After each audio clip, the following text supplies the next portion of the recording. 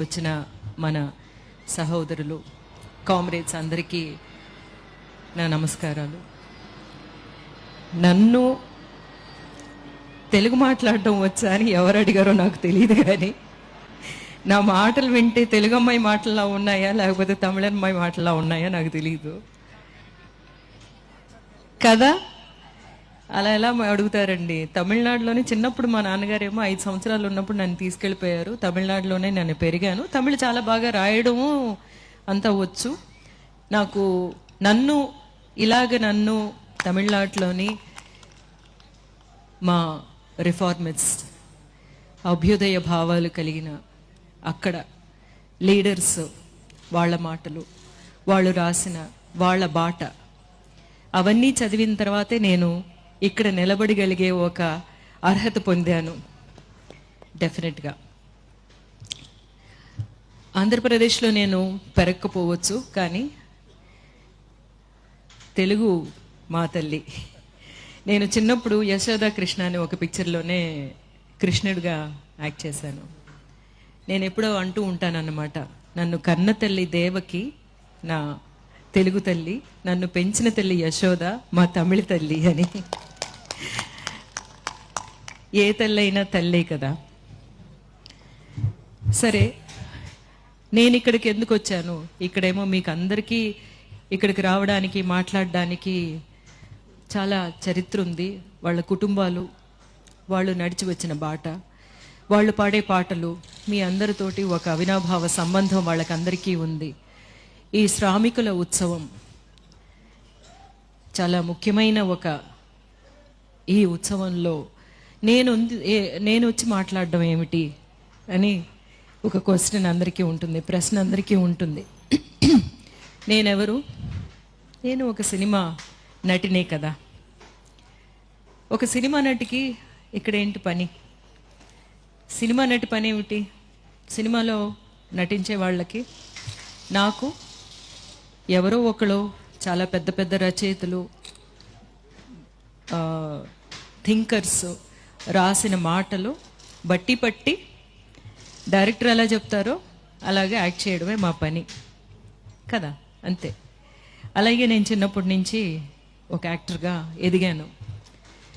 అలా ఎదుగుతున్నప్పుడు కొన్ని విషయాలు నాకు అర్థం అవ్వడం అయింది. ఎప్పుడంటే నేను ఒక స్త్రీని, ఒక ఆడదాన్ని అని ఈ సమాజం నాకు తెలియజెప్పిన రోజుని, నువ్వు స్త్రీ అంటే మగాడి కంటే నువ్వు తక్కువ, వాళ్ళకిచ్చిన చదువు నీకు ఇవ్వక్కర్లేదు, వాళ్ళకిచ్చే చాలా హక్కులు, వాళ్ళకున్న చాలా హక్కులు నీకు లేవు అన్నప్పుడు నేను ఆలోచించడం మొదలుపెట్టాను. నేను అట్లా చూస్తున్నప్పుడు నాలాగే చాలామంది ఉన్నారు. వాళ్ళెవరంటే దళితులు, శ్రామికులు, తర్వాత థర్డ్ జెండర్. యాక్చువల్గా థర్డ్ జెండర్ అనకూడదు అంటారు. వాళ్ళు కూడా ద సెకండరీ అన్నమాట. అప్పుడు ఆ సెకండరీ పొజిషన్లో నుంచి ఆలోచిస్తున్నప్పుడు నాకున్న హక్కులు ఏమిటి అని నేను ఆలోచించడం మొదలుపెట్టాను. నాతో పాటు మిగతా వాళ్ళకి ఉన్న హక్కుల గురించి కూడా నన్ను ఆలోచింపచేశాయి నేను చదివిన పుస్తకాలు, నేను విన్న మాటలు, ఇక్కడ పాడిన పాటలు, ఇక్కడ మాట్లాడిన మాటలన్నీ వింటున్న ఈ చిన్నారులు వాళ్ళ జీవితంలో ఇవి ఎప్పుడు మర్చిపోలేరు. సమానత్వం లేదు అన్నది నాకు తెలిసింది. అప్పుడు ఆ సమానత్వం గురించి నేను ఏం చెయ్యాలి అని ఆలోచించడం స్టార్ట్ చేసినప్పుడు అన్నమాట, నేను ఇంకా ఈ సమానత్వం గురించి పాటుపడిన, ఈ సమానత్వం గురించి ప్రాణాలు వదిలిన, ఇంకా అందరికీ సమానత్వమైన సమాజాన్ని చూడాలి అని పాడుపడుతున్న వాళ్ళందరినీ నేను గమనించడం, వాళ్ళ దగ్గర నుంచి నేర్చుకోవడం ప్రారంభించాను. నేను స్కూల్కి వెళ్ళలేదు, కాలేజీకి వెళ్ళలేదు, యూనివర్సిటీస్కి వెళ్ళలేదు, కానీ ఈ సమాజమే నాకు పెద్ద కాలేజీ, నాకు పెద్ద. ఈ సమాజంలో నేను నాకని కొంతమంది గురువుల్ని ఎంచుకున్నాను. వాళ్ళెవరంటే మా తమిళనాడులోని పెరియార్ అనే ఒక రిఫార్మిస్ట్, అన్నా అనే రిఫార్మిస్ట్. ఆ తర్వాత చాలామంది మాటలు నాకు అంబేద్కర్, చాలామంది మాటలు నాకు చాలా నచ్చాయి. అంటే నన్ను ఆలోచింపచేశాయి, ప్రశ్నలు అడిగింపచేసాయి, నన్ను ప్రశ్నింపచేసింది. నాకు ఇచ్చిన ఒక విషయాన్ని, ఆ పాత్ర, నాకు ఒక స్త్రీ అనే పాత్ర ఇచ్చేశారు కదా ఈ సమాజం. ఆ స్త్రీ ఎలా ఉండాలి అనే ఆ పాత్ర ఎలాగా మనకందరికీ ఎలాంటి విషయాలు నేర్పిస్తున్నారు చిన్నప్పటి నుంచి. పెరుగుతున్నప్పుడు ఏమంటారు, ఇలా కూర్చోవాలి, ఇవన్నీ వంటలు నేర్చుకోవాలి, ఈ పనులన్నీ నేర్చుకోవాలి. ఎందుకు? నువ్వు ఇంకొకళ్ళ ఇంటికి వెళుతున్నావు కదా, అక్కడ మా పేరు నిలబెట్టాలి, తల్లిదండ్రుల పేర్లు నిలబెట్టాలి నువ్వు. అందుకని ఒక ట్రైనింగ్ సెంటర్లోని ఒక అమ్మాయిని ట్రైన్ చేస్తున్నారు ఇంకొక చోటకి వెళ్ళడానికి కదా. ఇప్పుడు వీటన్నిటినీ నేను ప్రశ్నించాలి అనే ఒక మాట వచ్చింది, అని ఒక డౌట్ వచ్చింది. అబ్బాయిలు కూడా చెయ్యాలి కదా. కాదు అన్నారు. కొంతమంది ఏమన్నారంటే, నువ్వు ఈ మాట అడిగావు కదా, రా మా వైపు రా, నువ్వు మా కోసం మాట్లాడు అన్నారు. అలాగ వెళ్ళినప్పుడు అర్థమైంది, అలా నన్ను తీసుకెళ్ళి చేయి పట్టుకుని తీసుకెళ్ళిన వాళ్ళ అందరూ కమ్యూనిస్టులని అర్థమైంది నాకు. అప్పుడు నాకు అర్థమైంది, ఓహో నేను ఇంతవరకు మాట్లాడింది కమ్యూనిజం అన్నమాట. అప్పుడు నన్ను నేను నా కామ్రేడ్స్ తోటి చేయి కలిపాను. లేకపోతే కామ్రేడ్స్ నన్ను హక్కును పెట్టుకుని నడిపించడం మొదలుపెట్టారు. సరే, ఒక నటినే కదా, సినిమా యాక్ట్రెస్, నేనేం చేయగలను? నేను చేయగలిగింది ఒకటి ఉంది అని అర్థమైంది. నేను పడిన కష్టాలు కానీ, నా చుట్టూ ఉన్నవాళ్ళు, నేను చెప్తున్నట్టు అణగదొక్కబడిన వాళ్ళు నాలాంటి వాళ్ళే, నాకంటే ఇంకా ఎక్కువ కష్టాలు, వాళ్ళ గురించి నేను మాట్లాడవచ్చు. ఎందుకంటే నా మీద ఒక పెద్ద ఫోకస్, ఒక లైట్ పడుతుంది, ఒక సినిమా యాక్టర్ అన్న ఫోకస్ పడుతుంది. అలా ఫోకస్ని మనం దేనికైనా యూజ్ చేసుకోవచ్చు. కానీ నాకేమనిపించిందంటే, ఈ ఫోకస్ని మనం యూజ్ చేసి మన వాళ్ళ గురించి మనం బతుకుదాము అని అనిపించింది. అలాగన్నమాట, నా కళ ద్వారా, నా మాటల ద్వారా, నా ప్రెజెన్స్ ద్వారా మేము ఉన్నాం మీతో, మీ గురించి మాట్లాడడానికి మేము ఉంటున్నాం. మీకు ఏదైనా ప్రాబ్లం వస్తే దాన్ని ఒక మ్యాగ్నిఫై చేయడానికి ఒక మైక్ లాగా ఉంటాను అని స్టార్ట్ చేసిన ఒక ప్రయాణం అన్నమాట ఇది. ఈ ప్రయాణంలో చాలా చాలా విషయాలు తర్వాత తెలిసాయి. అణగదొక్కబడే వాళ్ళ గురించి, అణగదొక్కే వాళ్ళు ఏమిటేమిటి చేస్తున్నారు అని, ఏ విషయాలన్నీ మనకి ఎదురుగా తిప్పుతున్నారు అనేది. అంబేద్కర్ ఏం చెప్పారంటే,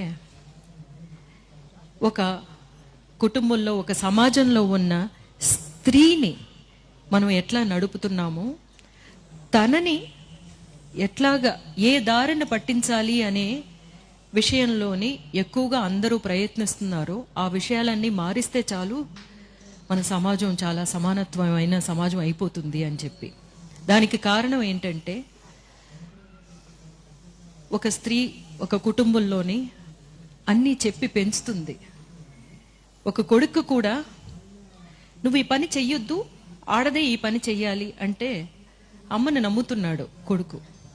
కానీ మీరిద్దరూ కలిసి పని చెయ్యాలరా అని అమ్మ చెప్పి పెంచిందనుకోండి, వాళ్ళు అలా పెరుగుతారు కదా. అలా ఎందుకు చేయించలేదు ఒక స్త్రీని అని ఆలోచిస్తే, 4 విధాలుగా స్త్రీని వాళ్ళ చెప్పు చేతుల్లో పెట్టుకోవాలి అన్నది. ఎవరు? అధికారం చేతుల్లో పెట్టుకోవాలి అనుకున్న వాళ్ళందరూ స్త్రీని తన చెప్పు చేతుల్లో పెట్టుకోవాలి అనే కొన్ని దారులు. ఒకటేం చేశారంటే, తనకి చదువు చెప్పించకూడదు. చదువు చెప్పిస్తే ఏమవుతుంది? మనతో పాటు సమానంగా మాట్లాడుతుంది, క్వశ్చన్ చేస్తుంది కదా. చదువు చెప్పించకూడదు. ముందుగానే బాల్య వివాహం చేసేస్తే తనకిష్టమైన వాడిని ప్రేమించడం అనే ప్లేస్కే వెళ్ళదు. తర్వాత తనకిష్టమైన వాడిని పెళ్లి చేసుకోవడానికి అస్సలు ఆ ప్రసక్తే లేకుండా చెయ్యాలి. ఒకవేళ ఏదో ఒక విధంగా విడో అయ్యిందనుకోండి, మగాడైతే రీమ్యారేజ్ ఉంది, కానీ ఆడది చేయకూడదు. ఇంకొక విషయాన్ని, ఒక చాలా పెద్ద ఒక మాయని ఇచ్చారు.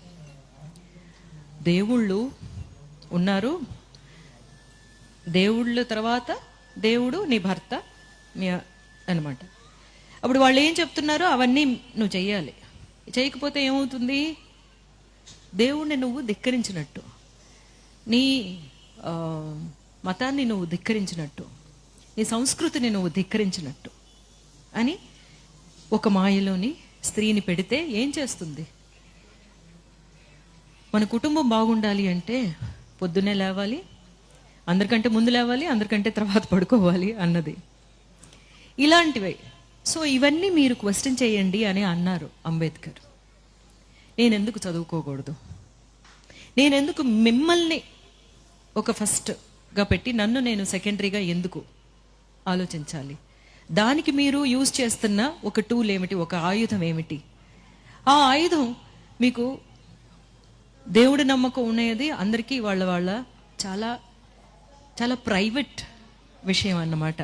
ఒక ప్రేమలాగా దేవుడి భక్తి ఉన్నవాళ్ళు, వాళ్ళకి అది కావాలి అనుకుంటే ఆ నమ్మకం వాళ్ళు ఉండొచ్చు, కానీ అది మిగతా వాళ్ళ మీద రుద్దడం కానీ, అందులో ఇలా చెప్పారు, ఇందులో నువ్వు ఇలా ఉంటేనే నువ్వు చాలా పెద్ద పత్ని వ్రతవి అనే విషయాలన్నీ చెప్పేసి మనల్ని అట్లాగా. కానీ మీరు ఇవన్నీ అర్థం చేసుకోండి. ఈ విషయాలన్నీ ఎందుకు పెట్టారు? ఎందుకంటే ఒక కులంలోంచి ఇంకో కులంలోకి వెళ్ళకూడదు, వాళ్ళని పెళ్లి చేసుకోకూడదు, చేస్తే ఏమవుతుంది అనేది ఇంకా మన ఇండియాలో జరుగుతూనే ఉన్నాయి కదా. అప్పుడు ఇవన్నీ మనం సరిచేసే ఒక విషయం ఒక స్త్రీ చేతిలో ఉంది. ఆ స్త్రీ ఈ 4 విషయాల్ని అర్థం చేసుకుని మనల్ని అణగదొక్కడానికి చేసిన విషయాలే ఇవి అని అర్థం చేసుకుంటే చాలు. నెక్స్ట్ 2-3 జనరేషన్లోనే అందరినీ మనం ఒక విధమైన ఆలోచనలోకి తీసుకురాగలం. సరే, ఈరోజు ఇది చాలా ఇంపార్టెంట్గా, నేను నిన్న ఒక జెండర్ ఈక్వాలిటీ గురించి మాట్లాడారు అన్నారు, కానీ నేను ఇక్కడికి వచ్చింది ఒక స్త్రీగా మీతో మాట్లాడాలి అన్న ఒక కారణం కూడాను. ఇవన్నిటినీ మనం ఇప్పుడు ఇంత శ్రామికులు ఉన్నారు, వాళ్ళ గురించి అన్న అన్న అన్న అనే పాటలు పాడారు, కానీ ఎవరైనా ఒక అక్క అని పాటలు పాడారా అని ఎప్పుడు ఆలోచిస్తూ ఉంటాను నేను. ఎన్ని పాటలు అన్న, ఆయన మాత్రమే శ్రమిస్తాడా? ఆయన శ్రమించి వచ్చి ఆ డబ్బులు తీసుకొస్తున్నారు. అహోరాత్రులు ఇంట్లో శ్రమించే అక్కని పట్టించుకోడు. మనం జీతాలు లేని శ్రామికులమే కదా, పుట్టుకతో శ్రామికులమే, అవునా? ఎందుకలా అవ్వాలి? అవ్వక్కర్లేదు. నువ్వు కూడా వంటింట్లోకి వెళ్ళి ఆ బియ్యం నీళ్లలో పోస్తే ఆ బియ్యం ఉడుకుతుంది. ఆడదాని చేయి తగితేనే ఆ బియ్యం ఉడుకుతుందా? ఆ బియ్యం అంటుందా నీతో? నువ్వు మగాడివి, నీ చేతితో వేస్తే నేను అన్నం అవ్వను, ఆడ చెయ్యి తగిలితేనే నేను అన్నంగా ఉడుకుతాను అని అంటుంది? అది లేదు కదా. సో నెక్స్ట్ జనరేషన్కి మనం చెప్పాల్సిన విషయాలు ఇవన్నీ అని మన కామ్రేడ్స్కి కూడా అప్పుడప్పుడు చెప్తూ ఉండాలి అన్నమాట. అది మిగతా శ్రామికుల గురించి ఇన్ని గొంతు దించుకొని పాడేవాళ్ళు, మా గురించి కూడా ఇంట్లోకి వెళ్ళి కొంచెం పనులు చేసి పెట్టండి. ఇప్పుడు సమీపంలో గర్ల్ ఫ్రెండ్ అని ఒక పిక్చర్ చూస్తుంటారు. ఆ పిక్చర్లో ఉన్న ఒక్క సీను, మీ ఇళ్ళకి వెళ్ళితే మీ అమ్మో, మీ అక్కో, మీ అత్తో, వాళ్ళందరూ ఆ క్యారెక్టర్లో కనిపిస్తారు కదా. అప్పుడు మీరు ఇక్కడ బయటకు వచ్చి ఇంత అభ్యుదయ భావాలు మాట్లాడుతున్న వాళ్ళు కూడా ఇంటికి వెళ్ళినప్పుడు మీరు ఎలా ఉన్నారు మీ మీ ఇంట్లో ఉన్న శ్రామికులతోటి అనేది ఆలోచించండి. చాలామందిని నేను చూశాను, ఇంట్లోనే అందరికీ అన్ని పనులు పంచుకుని చేసుకునే చాలా కుటుంబాలని నేను చూశాను. బట్ నేను ఇంకా ఇక్కడ ఇలా చెప్పకపోతే మిగతా వాళ్ళకి అర్థం అవ్వదు. అందుకని మిమ్మల్ని గాయపరచాలని కాదు.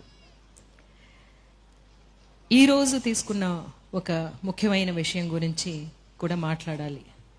మాదక ద్రవ్యాలు మనకి ఇప్పుడు ఉన్న సొసైటీలోని మనల్ని కంట్రోల్ చేయాలి అనే విషయాల్లోని ఇది ఒకటి మీకు చాలా ముఖ్యమైన విషయంగా తీసుకుంటున్నారు అని అనిపిస్తుంది నాకు. యంగ్స్టర్స్ని ప్రక్కదోవ పట్టించడానికి వాళ్ళ సెన్సెస్లో ఉంటేనే కదా వాళ్ళు బాగా చదువుకోవాలి అనే విషయానికి వెళతారు. చదువుకుంటే అందరూ చదువుకుంటే పల్లకిలో అందరూ ఎక్కేస్తే పల్లకి మోసేది ఎవరు అని అడుగుతున్నారు. నేనేమంటానంటే పల్లకిలోని ఎవరు ఎక్కొద్దండి, మనం అందరూ కలిసి సమానంగా నడిచి వెళదాము అని అనాలి. మనం ఆ పల్లకెందుకు అనేది మనం అడుగుతామని, ఆ పల్లకులు మేము మొయ్యమని చెప్తామని మనల్ని ఎట్లాగా, మన పిల్లల్ని, మన యంగ్స్టర్స్ని ఎట్లాగా తప్పుదోవ పట్టించాలి అనేది చూస్తున్నారు. వీటికన్నిటికీ మనం మన సంఘంలో, మన సమాజంలో ఉన్న ప్రతి ఒక్కరూ చాలా చాలా చాలా క్లియర్గా గమనించాలి. మన పిల్లల్ని మనం మంచి దారి పట్టించాలి అని చెప్పి అంటున్నాను. ఎందుకంటే అది ఎలా వస్తుందో తెలీదు. ఫ్రెండ్స్ ద్వారా వస్తుంది. ఫ్రెండ్స్ ఒకళ్ళు నేను చేస్తున్నాను రా నీకేంట్రా భయం అంటారు. ఫ్రెండ్స్ మధ్యన ఉండే ఒక స్టైల్ కోసం, నేను మీతో సమానం అని చెప్పుకోవడం కోసం ఫస్ట్ టైం వెళుతుంది. ముందుగానే చెప్పాలి, మీరు ఇంకొకళ్ళు దొంగతనం చేయకూడదు అనే విషయాన్ని మనం చిన్నపిల్లల నుంచి చెప్పి పెంచుతున్నట్టు ఇలాంటి విషయం నేను ఎవరైనా చెప్తే వద్దు అని చెప్పడం మాత్రమే కాదు, మీ కుటుంబంలో ఎవరైనా ఒకళ్ళు ఉంటారు, వాళ్ళని ఎగ్జాంపుల్గా చెప్పి మాకు ఇలా జరిగింది, ఆయన పోయిన తర్వాత వాళ్ళ ఫ్యామిలీ ఎలా ఉంది చూడండి అని వాళ్ళనే సమరులుగా తయారు చేయాలి. ఈ ప్రాబ్లంని మనం ఇలా తప్ప వేరింకే విధంగా ఎరాడికేట్ చేయలేం. అఫ్కోర్స్ ఫోర్సెస్ ఏమో పోలీస్ కానీ లేకపోతే సిస్టమ్ కానీ దాన్ని క్లియర్ చేయాలి అనేది మనం డెఫినెట్గా చెప్తూనే ఉన్నాము. కానీ కుటుంబంలో ఉండే వాళ్ళకే, ఎస్పెషలీ పేరెంట్స్కే, తల్లిదండ్రులకే తెలుస్తుంది తన బిడ్డ ఒక చిన్న తేడా కనిపిస్తుంది. ఆ తేడా కనిపించినప్పుడు వెంటనే దాన్ని సరిచేయాల్సిన ఒక బాధ్యత మనకు ఉంది. మనం చెయ్యాలి, ముందుగానే చెప్పాలి. ఎట్లాగా బట్టలు వేసుకుని వెళ్ళాలి, నువ్వు బయటికి నగ్నంగా వెళ్ళకూడదు అని చెప్తున్నాం కదా, అది మనం చెప్పే కదా. It's a behaviour, learned behaviour. మన మనుష్య జాతికి అంతా లర్న్డ్ బిహేవియర్ అనమాట. ఇప్పుడు మనం అందరం చీరలు కట్టుకుంటున్నాం, ఈ అలవాటు కాబట్టి మనం కట్టుకుంటున్నాం. వాళ్ళు షార్ట్స్ వేసుకుంటున్నారు, అది వాళ్ళకి అలవాటు. లేకపోతే స్కర్ట్ వేసుకుంటున్నారు, గౌన్లు వేసుకుంటున్నారు, అది వాళ్ళకి అలవాటు. మనకి ఈ భాష కూడా మన అలవాటే, మన తల్లిదండ్రుల ద్వారా వచ్చింది. అలాగే మన అలవాట్లు కూడా డెఫినెట్గా మనమే ముందుగా చెప్పాలి, వాళ్ళని క్లియర్ చేయాలి, మంచి త్రోవ పట్టించాలి. అది చాలా ఇంపార్టెంట్. మా అబ్బాయితో నేను అదే అన్నాను. ఎందుకంటే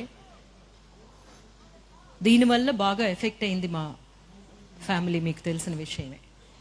వాడితో నేను చెప్పింది ఏంటంటే, ఎవరైనా ఏదైనా ఆఫర్ చేస్తే I got affected by this, అందువల్ల నువ్వు వాళ్ళని మంచిదారి పట్టించాల్సిన ఒక బాధ్యత నీ మీద ఉంది అని చెప్పిన తర్వాత వాడు చాలామందితో మాట్లాడానని చెప్పాడు.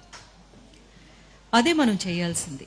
ఎవరు అఫెక్ట్ అవ్వాలని కాదు, ఎగ్జాంపుల్గా చెప్పి ఆ త్రోవకి వెళ్ళకూడదమ్మా, దానివల్ల జరిగే కష్ట నష్టాలు ఏమిటి అనేది అర్థం చేసుకునేలా చేసి చిన్నప్పటి నుంచి మనం చెప్పామనుకోండి, పేరెంటింగ్ అనేది వాళ్ళు వింటున్నారో లేదో డెఫినెట్గా చాలా క్లిష్టమైన పరిస్థితి వచ్చినప్పుడు మనం చెప్పే ఆ అడ్వైజే వాళ్ళు తీసుకుంటారు అనేది పేరెంటింగ్ నిపుణులు చెప్తారన్నమాట. అందువల్ల వాళ్ళు విన్నట్టే ఉంటారు పిల్లలు, కానీ అలా వినలేదేమో అనుకోకుండా మీ చెప్పాల్సిన విషయాలు చెప్తూనే ఉండండి అని చెప్పేసి. సో మన నెక్స్ట్ జనరేషన్ ఒక క్లీన్ జనరేషన్గా ఎదగాలి అంటే మన ప్రతి ఒక్కరి చేతిలోని తీసుకోవాల్సిన బాధ్యత ఉంది అనేది గుర్తు చేస్తూ ఇక్కడ నన్ను ఆహ్వానించినందుకు మురళి గారికి అందరికీ ధన్యవాదాలు చెప్పుకుంటూ, మొదటిసారిగా ఆంధ్రాకి వచ్చి మన విషయాలు మాట్లాడడానికి ఒక సందర్భం దొరికినందుకు అందరికీ కృతజ్ఞతలు చెప్పుకుంటూ, రేపటి నుంచి జరగబోతున్న ఈ వేడుక చాలా పెద్ద మార్పులు తీసుకురావాలి.